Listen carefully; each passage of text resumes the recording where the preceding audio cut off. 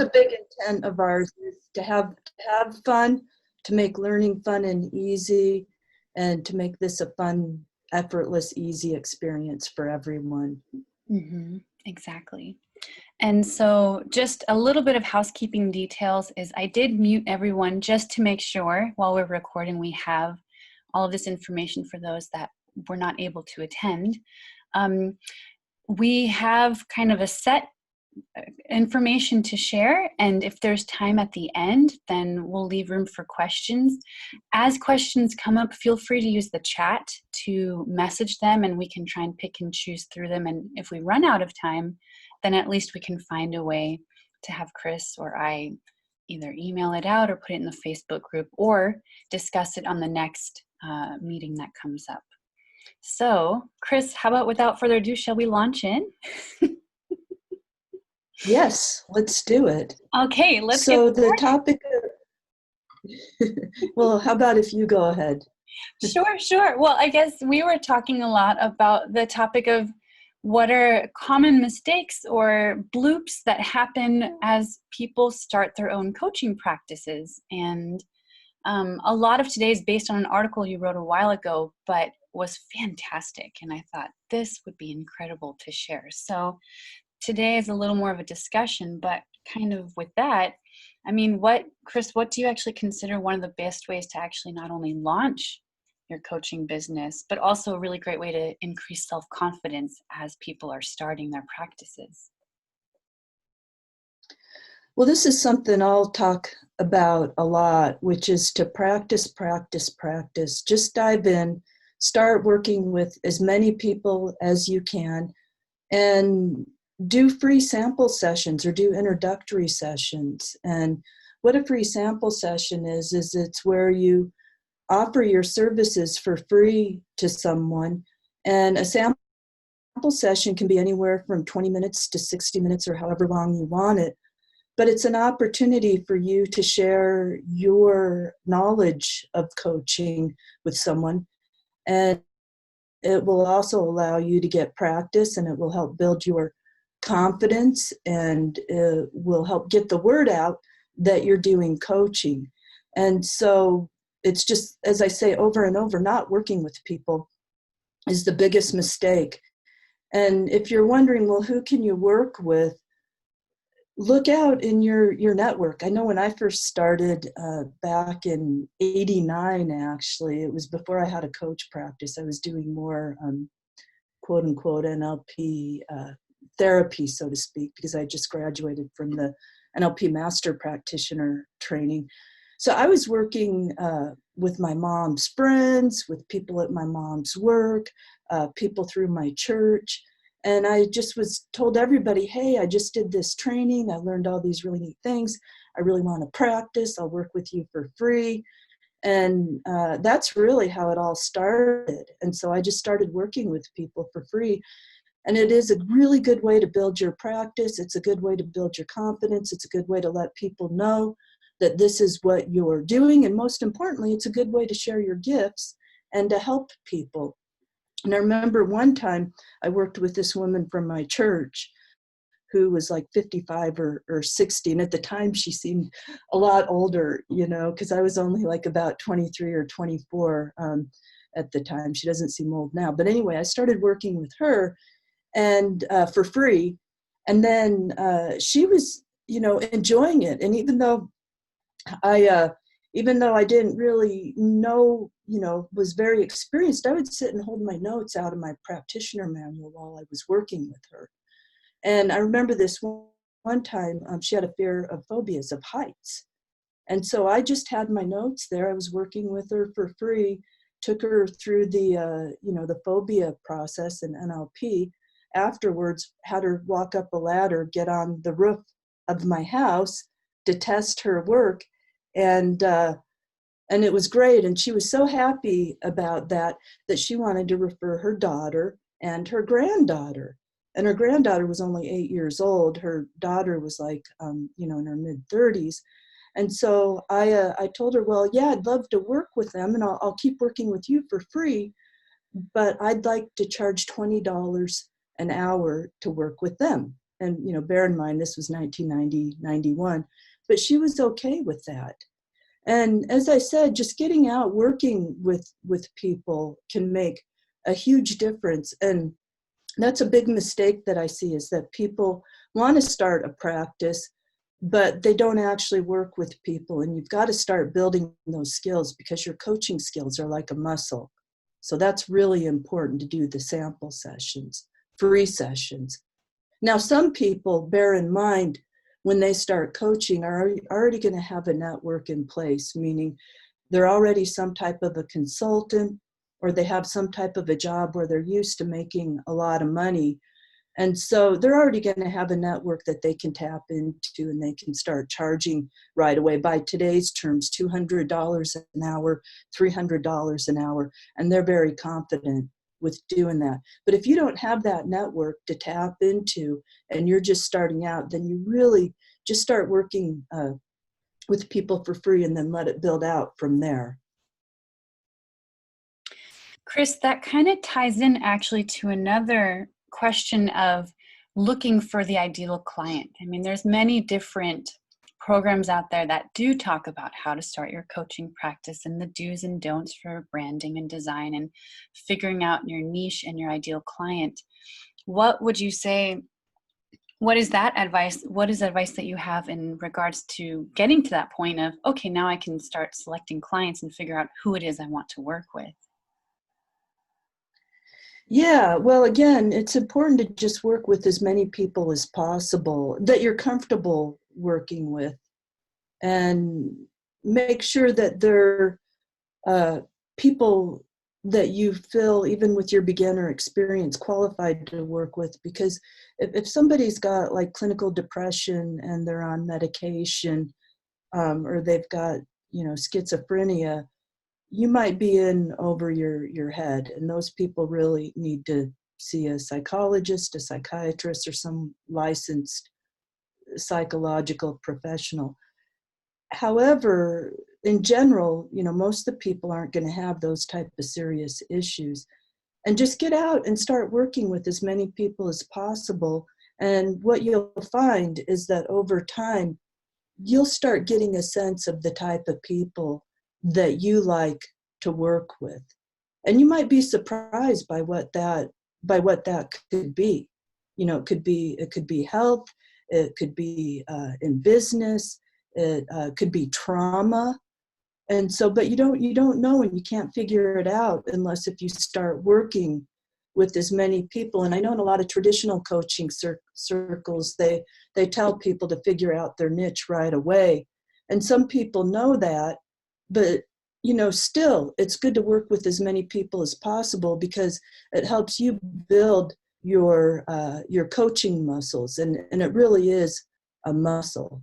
And so that would be my recommendation. And I also think it's a mistake when you're just starting out to really be narrow with the kind of people that you work with as far as your niche is concerned, because then you're not going to be able to get the practice and the experience that you want. If you're just wanting to work with people who have multiple sclerosis and that's it, well, that's a pretty small population of people to work with. So to build your coaching muscles and your experience, you really want to try to work with as many people as possible. And then through that, start recognizing what you like to work with. That's a good point. And would you say, Chris, also that by that process of being open to working with so many different people, you also recognize who it's better not to work with, of like, oh, this is maybe a branch I maybe won't go in, and I can focus on, through that, slowly kind of shaping and creating who you do work with? Right. Well, and you're gonna discover that as you work with people. I mean, I know early on, and I've said this before, but in my practice was people with sexual issues.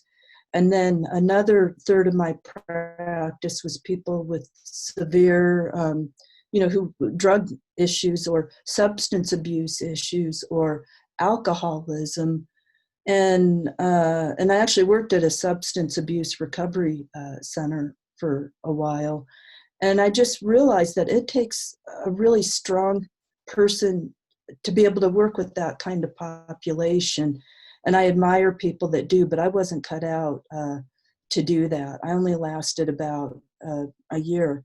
And so I think when I say I wasn't cut out, it's just really hard for me to see people like that are hurting so bad. And so then I started trying to work with other types of populations. And that's when I realized that I really love working with, people along the lines of back then what was called generative NLP, which is really like coaching now, which is you're really helping people who are more focused on a goal or more focused on finding a solution to a problem rather than focused on the problem and what's wrong and you got to fix it.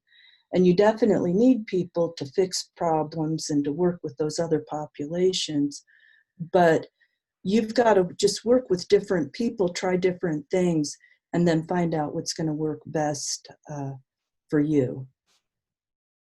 Mm-hmm. That makes a lot of sense. And as people start launching their practices and going out and expanding, and okay, I'm going to practice, I'm going to build these coaching muscles and gain this confidence, there comes this unending question of, okay, what do I charge as a coach? How do I start with that? And so I would love to hear your thoughts on that, because I think they're quite good. Well, regarding what you charge, honestly, Joanne, I think it's got to be what you're comfortable with. And one thing is you can go out, you can do your research and find out what coaches at your skill level are charging. I know right now that a lot of beginner coaches are charging anywhere from $100 to $125 an hour. Some people are charging more. But honestly, it's really what you are most comfortable with and what you are most congruent with charging. And if you're not congruent about what you're charging, then you have no business charging that. And I'll give you an example. I remember this one time, this was like 12 years ago, there was a guy in our training who had just launched a practice, and he was charging $200 an hour, which I thought, back in 2006, for somebody that really didn't have any network, they were just starting out, was a lot, but I didn't tell him that. I don't ever like to tell people whether they're making a mistake or not, because, it could have worked for him. But the problem is he didn't have any clients. And so if you're not getting clients, then you really need to look at what's going on. And either your price is too high, or you're not feeling congruent about what it is that you're doing, or you've got limiting beliefs or something underneath the surface that is sabotaging you that you want to find out. But it's really important to be congruent with whatever you charge. So that's one mistake I see beginner coaches make, is they'll charge too much. Another one is I see beginner coaches might charge too little. So they're just starting out and they charge such a small, tiny amount that people that come to them are like, well, why are you charging so little? Why are you so cheap? So it's really about finding that balance and finding out what you're comfortable with. I used to do a lot of business development coaching in my practice with coaches who were just starting a practice. And one of the things I used to like to do is I'd ask them a question. We'd be just talking and doing a coach session, and then just out of the blue, I would ask them spontaneously, what are you charging? How do you work? And in a way, it was a test, because if they could just roll it off the tip of their tongue and say, I charge this much, I do this many sessions, this is how I work, then I knew that they were congruent about what they were doing, and the likelihood of them being able to attract paying customers was going to increase exponentially. but a lot of times I ask people, and they're stumbling around, and you can hear inside of them as they're trying to explain how they work. It's almost like some type of an internal conflict, or a voice, or a critical voice, or something that's like questioning what it is that they're saying. So that's one of the things, is you want to really get congruent about what you're charging. If you don't know what to charge, then do some research, because I know in areas like San Francisco, California, New York, there's certain cities and areas where I know coaches can charge more, but then I know that more in the Midwest, or some of the states that have smaller populations, and this would go for different countries around the world as well, that you might not be able to pay as much, because you might not be able to collect as much as far as what you charge, because the income level with where you live isn't as high. But the great thing about technology now is that you can work with people all over the world. And if you can figure out a way to expand your network to more a worldwide community and really start getting a lot of clients, then that will be an opportunity for you to be able to increase your rates. So the answer to the question is, as far as what to charge, do your homework in your area, look at other websites for what coaches are charging, or in your niche, and then just make darn sure that whatever you're charging, that it's something that you feel congruent about. And adding on that, perhaps maybe one way to check the congruency is with friends and family. Sometimes people will do mock interviews or mock ways to just kind of hash and talk things out. And so if having a friend or a family ask, oh, what do you charge?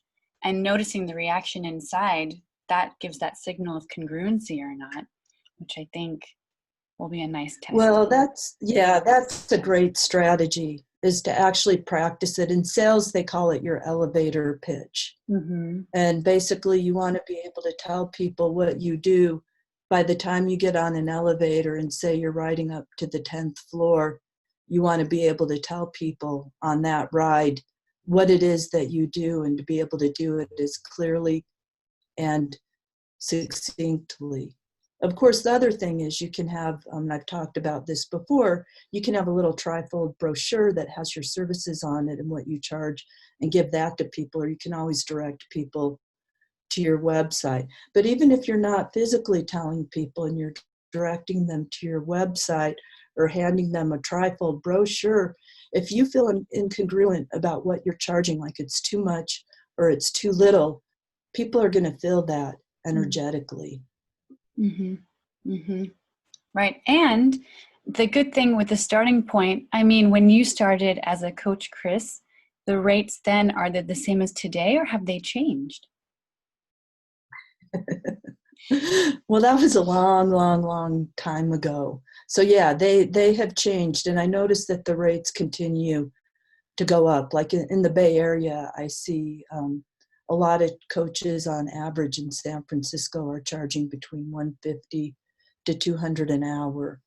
And it does seem like with time that the rates will go up for what you can charge.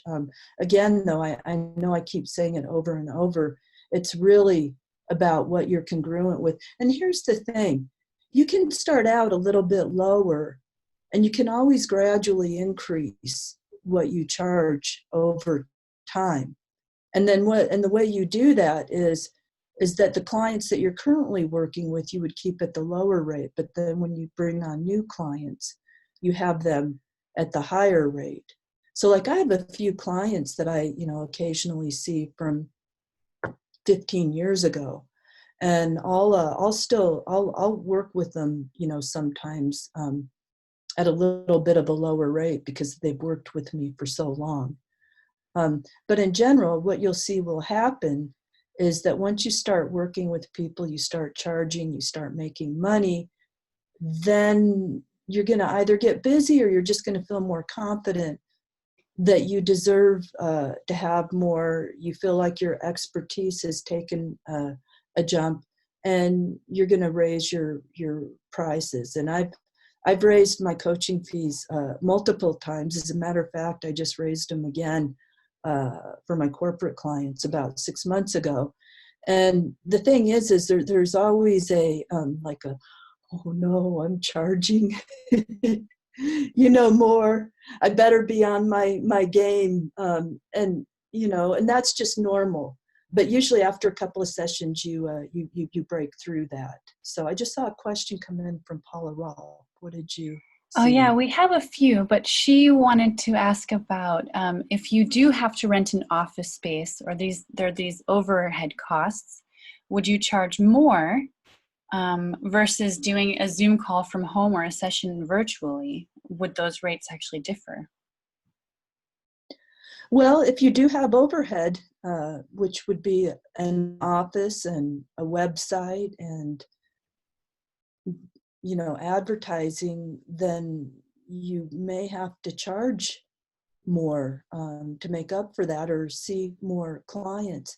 The beautiful thing about being able to work out of your home is that you don't have that overhead, and so it gives you a lot more flexibility. And honestly, most of the coaches I know nowadays, and I know a lot all across the board, from beginner coaches to very high level coaches that just charge a crazy amount of money, that work from their home on Zoom, on Skype, on the phone. The beautiful thing about that is that if you really truly can keep your overhead down, and I know I'm saying this again just to reiterate it, it's going to give you a lot more flexibility, a lot more freedom, and a lot more security. Although in some cases people need to have an office for various reasons, or they just want to see people in person. And so with that, you may need to charge a little bit more to make up with that, or see more clients to cover it. Mm-hmm. Mm-hmm. That makes sense.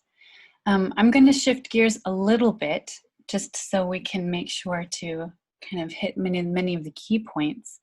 So talking about technology, we have the age of the internet. We have everything available at the tips of our hands. So if there's a question about how to start a practice, Google has a multitude of answers. So with technology, how can it actually in some ways be a limitation for a coach that is starting off their business? Yeah, that's a good question. And I actually, I talk about this in the article that I want to share with everyone, which is that sometimes it's really easy to start obsessing on our website. And it's like, we got to get everything right before we start seeing clients. We've got to get our website right. I've got to get my business cards. I've got to have an office. I've got to have the office decorated just right. As far as technology, it's like, you start obsessing on, oh, you've got to have a platform. I've got to do this. I've got to do that. And so you're so focused on trying to create your website, on the social media, on trying to create content, that you're not seeing clients. And so you can have a really beautiful website but not have clients. And so I keep saying it over and over, but you really just got to dive in and you got to go for it and just start seeing clients, and stop obsessing on your website. And if you don't have a website, that's okay. Just start seeing people, and eventually you'll find the wherewithal to have a website. And you don't need a big fancy website. You only need a couple pages, 2 or 3 pages max, just saying who you are, what you do, and what you charge. Or some coaches aren't even comfortable saying what they charge. But so just start working with people. And again, if you're not comfortable charging, do the free sample sessions, but keep your day job, for heaven's sakes. Because I've seen people, that's one thing they'll do is, I'm going to be a coach, and they don't have any clients. And so then they go out and they leave their day job, and that can be problematic. So while you're building your practice, you want to think about maybe keeping your day job, seeing clients on the side, and then eventually just transitioning from your day job to your to being full-time as a coach. So, or some people will keep a part-time job and then work part-time as a coach, and you can do that too. Yeah, I have to admit, as a beginner coach, I definitely fell into that mistake of obsessing over Oh, did you? technology completely and just hiding behind the website. And once the website's done, then I'll go and promote. And I finally came to a point where I let it go and said, okay, this is not the biggest thing. So for those that are in the Bay Area, I ended up just making a Yelp business account and a Google My Business. And that's how I got my first client, is not through a website, not through perfect branding or an amazing photo, but just by putting it on two well-known platforms for people to And what find. were those platforms? Yelp was one? Yelp, and then Google My Business. So it's actually through Google. Oh. And Mm-hmm. I mean, once you have one set up, you can just copy and paste and put in the other, but they're both free. It's 11 o'clock. And I think it's until that point of your website, it's a way to create some kind of presence within your community where people can find you. Well, another thing I like about that, Joanna, is there's something that's called social proof, which is in marketing is your presence on the internet. And so if you can start getting those positive Yelp reviews or those positive Google reviews, that is going to really serve you in some ways even more than having a big fancy website. And it's funny because I know a lot of coaches, not a lot, but I know actually two in particular high-level coaches that each have 6-digit practices. They're both making over $100,000 a year. And they are using something called ClickFunnels, which I don't know a lot about, but I want to check it out because rather than focusing on their website, they just have one page and they promote that page through social media like Facebook, and you click on it and that creates a funnel that goes directly to whatever they're promoting, and then they'll just have one page and they won't even have a website, and it directs people to that page. Mm-hmm. And so I had one coach tell me that he felt like having a website was kind of old-fashioned to see what you do, whereas with ClickFunnels, you can have people just click on what you do, and it drives them through social media to the one page, and it's like a one-click they can sign up. And again, I do not know much about ClickFunnels. It's something that I need to research. But if anybody knows anything about that, I would love it if you could share with us in the Facebook group or any other forms of marketing that have been effective for you, or how to build your social proof and your presence on the internet. And I know we've got some really good people on the call today who could help us with sharing their expertise. That's fantastic. Yeah.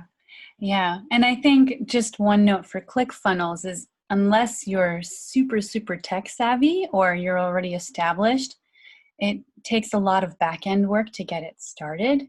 And so just food for thought for the ones that are just starting, that maybe ClickFunnels is a little bit later down the line.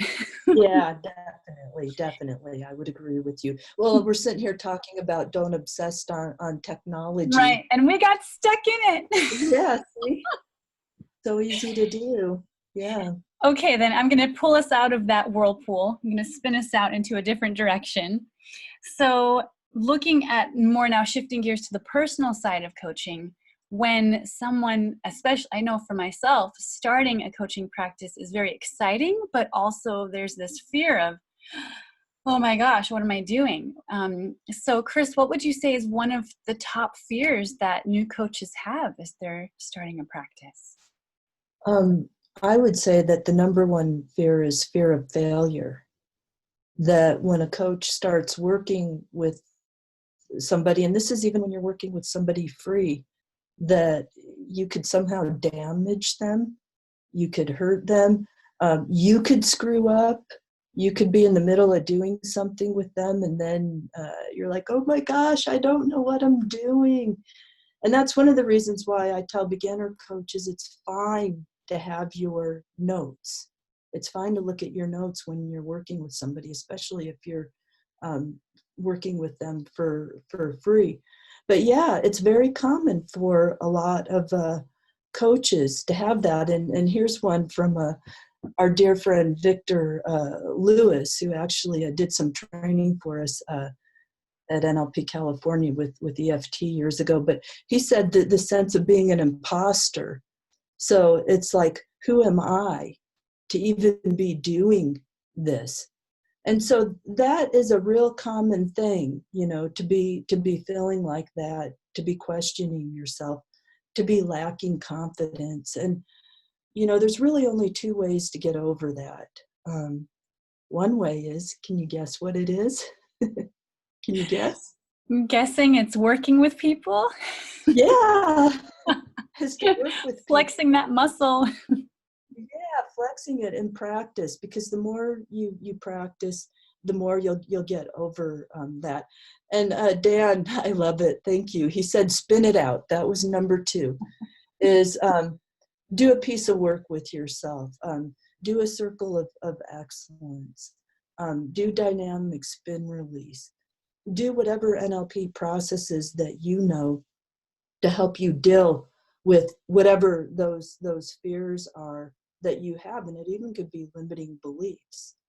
But that would be the second way to do that. But you've really got to get in there and just start working with people and power through those fears. And I'll tell you a secret.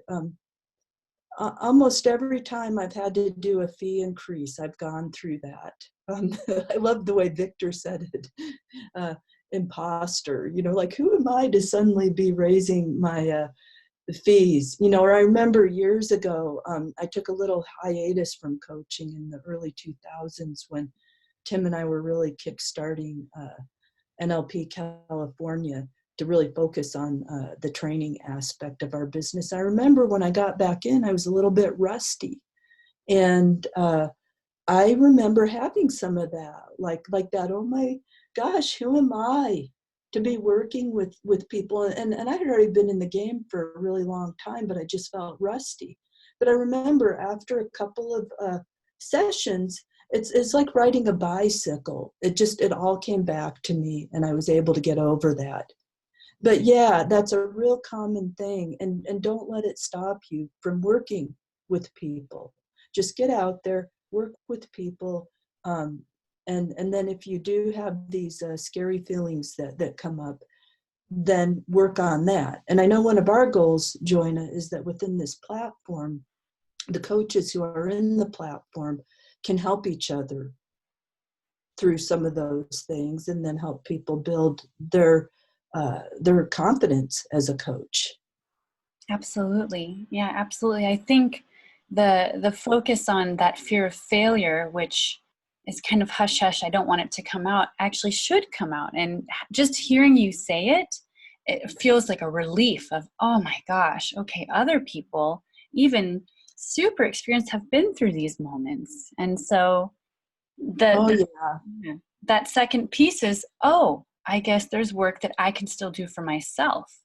And so that I think maybe if you could just delve in a little bit deeper about the own work that we have the potential to do on ourselves to become better coaches. Well, and that's an important piece is that the more you work on yourself, the better you're going to get as a coach, the more you're going to attract clients. And that's another big mistake that I see not just beginner coaches, but coaches across the board make, is they don't work on themselves. And here's the secret. The more you work on yourself, the more you find out what your limiting beliefs are, or your limitations or your blocks, and you start clearing those out, you will start attracting clients and the kind of people that you want to work with who can pay you the money that you want. But you got to keep working on yourself. And it doesn't ever stop. I mean, seriously, it just is. I mean, I've just had to integrate this big, ginormous conflict thing in the last month, and it's like it just doesn't stop. You know, you just have to keep working on yourself and going after it. But the neat thing is it keeps getting better and better and better. So, and I see a couple questions coming in.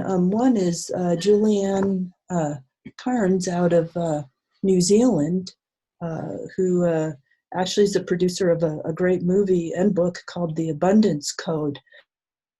Just wrote and asked about the Facebook group. I know she does a lot of prosperity coaching and then also just financial coaching. And so she asked about the Facebook group that we have. So how do people find that, Joanna?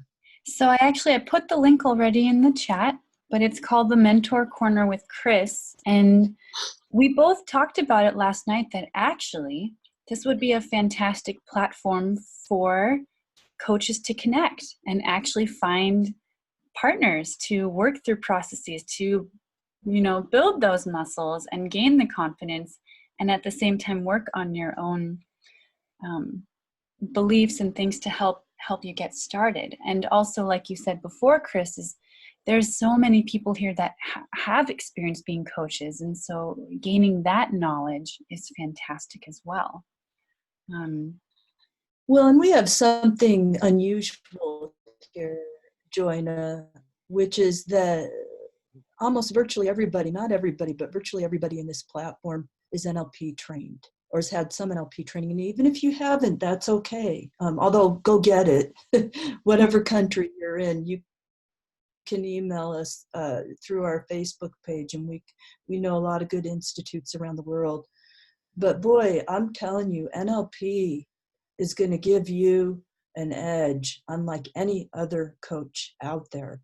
And so it's great to have this platform with so many people who are NLP trained, because it will be an opportunity for you to help others turbocharge their personal and professional evolution, and yours as well, through the technology of NLP and coaching. Mm-hmm, definitely. And I noticed there were a few other questions. I don't know if you'd like to take them from earlier on. Sure. But one was from Emma Garrison, and she was asking, actually for me, I'm like, oh, this is a good question too, is how to hold space for a client empathetically in a session, but not feel drained and emotionally sucked out by the end of it.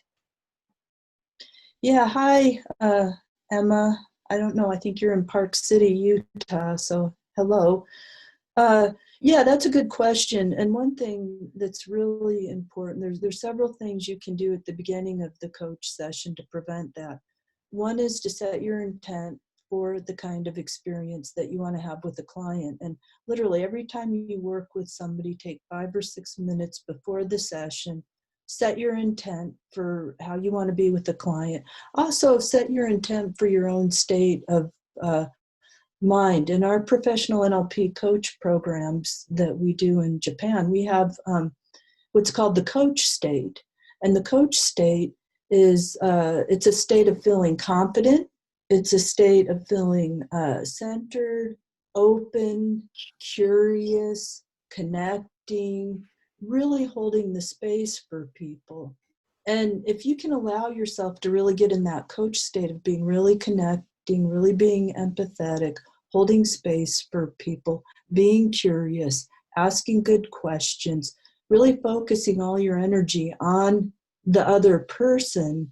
And not only that, but set your intent to be confident and to maintain your energy throughout the session, then you know, you're going to be fine. And as far as feeling drained, that is a state of mind. If you think you're going to feel drained, then you will feel drained. And so what you want to do is you really want to get yourself in a state of mind where you feel energized by what you're doing. And I don't know if some of you can hear it, but I've got a cold right now. I've been spinning it out. I had a client yesterday, and I did not feel good at all before the session. But I worked on myself, and I took a few minutes to really set intent and get in the right state of mind. And I was just amazed at how effortless it was to do the session with her, and then of course, as soon as I hung up, I, it seemed like the cold came back. But it's just a matter of really setting your intent and being present for those people, and having, I guess, a state of mind that you're going to be energized. So I hope that helps. Mm-hmm. Definitely. Definitely. There was also one other question, and then maybe we'll wrap up since we're kind of at the mark. Boris was asking about this fear of being sued potentially by a client, especially if maybe there's some issues during a session. And so I guess maybe what is your experience with, or what would you recommend in this case? Well, that's really serious, a serious question and a serious concern. And at the same time, I've never known any coaches that have been sued. I do think that part of it is the intentions that you have when you work with people, and also to make sure that you don't take people that you don't have any business taking. And also having a really good release form and hold harmless form, Boris, which we have shared with people in our Facebook group. And I'll share that form with you. And also any other experienced coaches on the call, if you're comfortable with it, I'd love to see the release forms or the agreements or contracts that you have your clients sign, because I'm sure there's some type of a hold harmless clause in there. But that's one way to prevent it, is with a really good, strong letter agreement. A second way is to have insurance, and Joanna can talk a little bit about that as soon as I'm done. A third way to prevent it is to be very careful about the clients you work with them, and to vet them. A fourth way to prevent it is to be very, to have good intentions when you're working with people. And I think everybody does in this room. And if somebody's got bad intentions when they're working with somebody, or they're just being creepy, then you're going to attract bad experiences. But I think if you work with somebody, and even though you miss a step on the phobia process, or it doesn't go as well, if you've got yourself in a good heart space, and you're just holding that person in a really good light, you don't ever have to worry about being sued. And I don't know anyone that has been, but like I said, have a good letter agreement. And Julianne out of New Zealand said she sends everyone a scary disclaimer. I would love it if you would share that in our Facebook group, Julianne. But you also have researched insurance, right, Joanna? Thank you. Yes, I have. And so, I mean, it's insurance specifically for coaches, for healers, for many different modalities. And it looks to be about $200 a year. So it's really not, it's very cost effective. And I'm still figuring out, do I get the insurance or not? Because also hearing that it's never been a struggle or an issue for you, Chris, then I think, well, maybe I'll get started without the insurance. And as I start building up and having more clients, then maybe I'll go ahead and purchase it. But again, everybody has a different strategy, and it's all about, it's what you said before. It's about checking the congruency and within a self. So, well, Paula Rolfe said she has a rather formal agreement. I'd love it if you would share that in the Facebook group. And Ron Bauer says to always get insurance. Now, Ron, I know, worked in somewhere in Napa Valley. He was a licensed therapist for years. And I also know that, he's a coach now too. So you have to sort that out for yourself. I don't personally know of any coaches that have insurance, but I'm sure there are people on this call. $200 a year really isn't that much money. And you can provide information in the room about that, right, Joanna? Yeah, definitely. I'll include that on the Facebook page. And I think that is also a really nice reminder is that the Facebook group we have is private. So it's really anybody or everybody that has had a touch point with Chris. So it's a space where we can share documents and ideas and different threads about what works and what doesn't. And I'm sure Chris will say this too, but we really encourage people to connect with each other and start flexing their muscles. Yeah, so this is a great way to, if you're dealing with something right now, hopefully this Facebook group will be an opportunity for you to find somebody in the group that you can work with. And because of Zoom and Skype and the phone, we should be able to work with any buddy anywhere in the world. And I know we've got people from Europe on the call and New Zealand, and I don't know where else, but yeah, you can work with people. So please do that and practice. But again, the one thing is we haven't even talked about the charging piece, because this is supposed to be kind of like a practice thing. So we'll have to figure that out later. But we do ask that while you're looking for people to work with, please be mindful of promoting and that type of thing, because this is one thing we don't want to be doing in this platform is a lot of promoting. At least that's been my goal, is to not do any self-promotion whatsoever. So so be mindful of the way you present yourself to the group. And I think just with it being a new group, it's an exploration. So that the intention of connecting, creating community, one way is to be the person to advocate for yourself and say, hey, I would love to work with someone in this capacity. I've never worked on Zoom. I'd like to try it with a few people and go through, and kind of, if there's mistakes along the way, that's fantastic. That's great. That means that there's growth. Yeah, that's right. You learn from your mistakes. And we do have a lot of beginner coaches. So originally our intent was that people would just be working with each other for free. And that would be the way that works. So we're hoping that that will be the case as you guys connect with each other. Right. And so this recording, I'm probably, if you don't mind, I'm going to probably start wrapping it up for today. But yeah, the recording will be that. The recording will be in the group to touch back on any questions we didn't have a chance to discuss. I'll be saving all of those and connecting with Chris about how to get those answers to the group, because there's a lot, and perhaps maybe they will help form the next conversation that we have as a group. So, Chris, are there any wrap-up remarks you'd like to share? I just want to thank everybody that is on the call. And I know a lot of you, and it makes my heart smile to see you on the call. And I just hope to see you on our next call. We'll figure out when that's going to be. And I just wish you all a very Merry Christmas and a Happy New Year. Yeah, I do as well. Thank you everyone so much for attending today. Thank you, Chris, also for sharing.